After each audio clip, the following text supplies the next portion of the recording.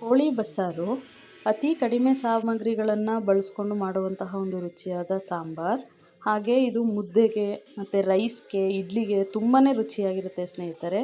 ಬನ್ನಿ ನೋಡೋಣ ಹೇಗೆ ಮಾಡೋದು ಅಂತ ತೋರಿಸ್ಕೊಡ್ತೀನಿ.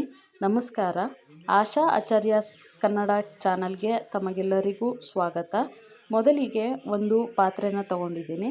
ಅದಕ್ಕೆ ಸ್ವಲ್ಪ ಎಣ್ಣೆಯನ್ನು ಹಾಕ್ಕೊಂಡು ಬಿಸಿಯಾದ ನಂತರ 1.5 kgಯಷ್ಟು ಚಿಕನನ್ನು ನಾನು ಇಲ್ಲಿ ಸೇರಿಸ್ಕೊತಾ ಇದ್ದೇನೆ. ಸೇರಿಸ್ಕೊಂಡು ಸ್ವಲ್ಪ ಫ್ರೈ ಮಾಡಿ ನಂತರ ಅದಕ್ಕೆ ಸ್ವಲ್ಪ ಉಪ್ಪನ್ನು ಸೇರಿಸ್ಕೊತಾ ಇದ್ದೇನೆ. ಉಪ್ಪಿನ ಜೊತೆಗೆ ಸ್ವಲ್ಪ ಅರಿಶಿನ ಪುಡಿಯನ್ನು ಕೂಡ ಸೇರಿಸ್ಕೊಂಡು ಅದನ್ನು ಚೆನ್ನಾಗಿ ಫ್ರೈ ಮಾಡ್ತಾ ಇದ್ದೇನೆ. ಚೆನ್ನಾಗಿ ಫ್ರೈ ಮಾಡಿ ಅದನ್ನು ಮುಚ್ಚಿ ಹಾಗೆ ಸೈಡಲ್ಲಿ ಬೇಯೋಕ್ಕೆ ಇಟ್ಬಿಟ್ಟು ನಂತರ ಒಂದು ಕಡಾಯಿ ತೊಗೊಂಡಿದ್ದೀನಿ. ಕಡಾಯಿಗೆ ಒಂದು 7-8 ಈರುಳ್ಳಿಯನ್ನು, ಮೀಡಿಯಮ್ ಸೈಜ್ ಈರುಳ್ಳಿಯನ್ನು ತಗೊಂಡಿದ್ದೀನಿ. 1.5 kgಗೆ ಸಾಕಾಗತ್ತೆ. ನಂತರ ಅದನ್ನು ಚೆನ್ನಾಗಿ ಫ್ರೈ ಮಾಡಬೇಕು. ಯಾವ ರೀತಿ ಅಂತಂದರೆ ಅದು ಕಂದು ಬಣ್ಣ ಬರುವ ತನಕ ಚೆನ್ನಾಗಿ ಫ್ರೈ ಮಾಡಬೇಕು. ನಂತರ ಅದಕ್ಕೆ 1 ಕಪ್ಪಷ್ಟು ತೆಂಗಿನಕಾಯಿಯನ್ನು ಸೇರಿಸ್ಕೊತಾ ಇದ್ದೀನಿ. ನಂತರ ಇಲ್ಲಿ 2 ಚಮಚ ಚಿಲ್ಲಿ ಪೌಡರು ಮತ್ತು 1 ಚಮಚ ಧನಿಯಾ ಪುಡಿಯನ್ನು ಸೇರಿಸ್ಕೊತಾ ಇದ್ದೀನಿ. ಇದು ನಾವು ಮೊದಲೇ ಮಾಡಿಟ್ಕೊಂಡಿರ್ತೀವಿ ಮನೆಯಲ್ಲೇ. ಸೊ ಹಂಗಾಗಿ ನಾನು ನಿಮಗೆ ಬಿಡಿಸಿ ಹೇಳ್ತಾ ಇದ್ದೀನಿ. ಅದಕ್ಕೆ ಸ್ವಲ್ಪ ನೀರನ್ನು ಸೇರಿಸ್ಕೊಂಡು ಚೆನ್ನಾಗಿ ಮಿಕ್ಸ್ ಮಾಡಿ ಅದನ್ನು ರುಬ್ಕೋಬೇಕಾಗ್ತದೆ ಸಣ್ಣಗೆ. ನಂತರ ಬೇಯ್ತಿರುವ ಚಿಕನ್ಗೆ ಆ ರುಬ್ಬಿದ ಮಸಾಲೆಯನ್ನು ನಾವು ಸೇರಿಸ್ಕೋಬೇಕಾಗ್ತದೆ.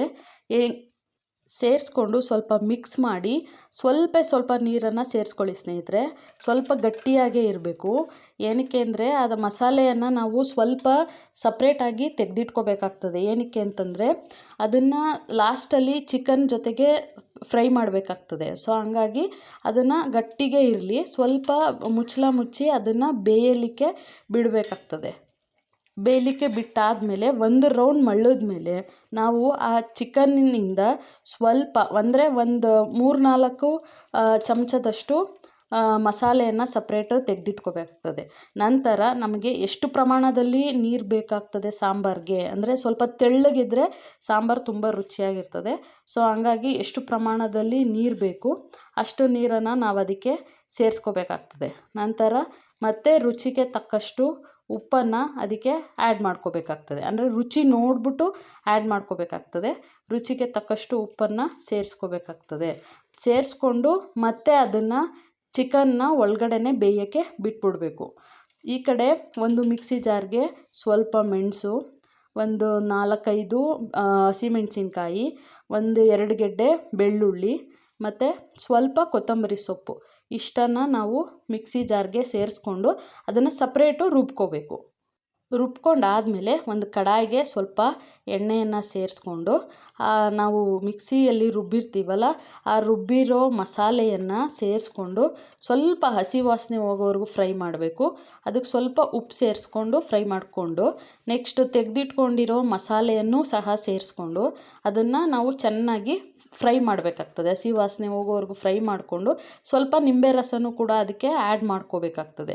ಆ್ಯಡ್ ಮಾಡಿಕೊಂಡು ನಂತರ ಅಲ್ಲಿ ಸಪ್ರೇಟಾಗಿ ನಾವು ಬೇಯಲಿಕ್ಕೆ ಬಿಟ್ಟಿರ್ತೀವಲ್ಲ ಅದು ಸಾಂಬಾರಿನಲ್ಲಿ ಚಿಕನನ್ನು ಸಪ್ರೇಟಾಗಿ ಎತ್ತಿಟ್ಕೋಬೇಕಾಗ್ತದೆ. ಎತ್ತಿಟ್ಕೊಂಡು ಸಾಂಬಾರನ್ನ ಸಪ್ರೇಟಾಗಿ ಸ್ವಲ್ಪ ಬೇಯಿಸ್ಬಿಟ್ಟು ನಂತರ ಆ ಚಿಕನನ್ನು ಬೇಯ್ತಿರುವ ಮಸಾಲೆಗೆ ಸೇರಿಸ್ಕೊಂಡು ಚೆನ್ನಾಗಿ ಮಿಕ್ಸ್ ಮಾಡಬೇಕು ಸ್ನೇಹಿತರೆ. ಅದು ಮಿಕ್ಸ್ ಮಾಡಿದಾಗ್ಲೇ ಫುಲ್ಲು ಮಸಾಲೆ ಎಲ್ಲ ಚಿಕನ್ಗೆ ಹಿಡ್ಕೊಳ್ಳುತ್ತೆ. ಮಿಕ್ಸ್ ಮಾಡಿದ್ರೆ ಇಲ್ಲಿ ಚಿಕನ್ ಸಾಂಬಾರು ಮತ್ತು ಅದರ ಜೊತೆಗೆ ಚಿಕನ್ ಫ್ರೈ ಇಡ್ಲಿ ಜೊತೆಗೆ ಮತ್ತು ಮುದ್ದೆ ಜೊತೆಗೆ ರೈಸ್ ಜೊತೆಗೆ ತುಂಬಾ ರುಚಿಯಾಗಿರುತ್ತೆ ಸ್ನೇಹಿತರೆ. ಒಮ್ಮೆ ಪ್ರಯತ್ನ ಮಾಡಿ ನೋಡಿ. ನಿಮ್ಮ ಅಭಿಪ್ರಾಯಗಳನ್ನು ಕಮೆಂಟ್ ಬಾಕ್ಸಲ್ಲಿ ದಯವಿಟ್ಟು ಶೇರ್ ಮಾಡಿ. ನಮಸ್ಕಾರ. ಆಶಾ ಆಚಾರ್ಯಾಸ್ ಕನ್ನಡ ಚಾನಲ್ಗೆ ತಮಗೆಲ್ಲರಿಗೂ